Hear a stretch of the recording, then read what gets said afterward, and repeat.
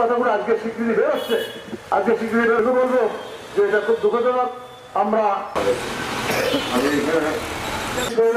শরীরতন্ত্রের নেত্রী, শরীরতন্ত্রের বিশ্ব নেত্রী জানেন, এটা একজন মানুষ শত্রু হলো, চরম শত্রু হয় একটা বিশেষ সময়ে মানুষের অসুস্থতা সেটা করেছে। আপনারা সেটা শুনেছেন। জাতীয় সশস্ত্র বাহিনী দিবস উদযাপিত হয়েছে। আমি আজকে এটাকে বিরোধী দল বলা যাবে না, রাজনৈতিক নেতৃত্ব।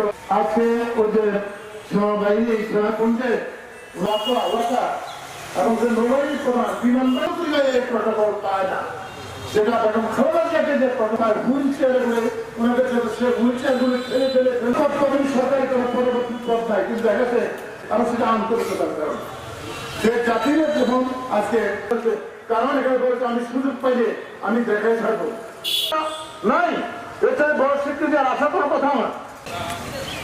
এবং কারণ নির্যাতনের পরে তাকে হাতিয়ার নেতৃত্ব, হাতিয়ার মনোনয়ন দিতেই হবে। রাতে এক জায়গায় দিনে বিএনপি, এরকম বিএনপি যারা ছিল, নতুন করে একটা কথা আসছে সম্প্রতি। সম্মানিত সুধীবৃন্দ, বিএনপির সাবেক সাধারণ সম্পাদক নোয়াখালী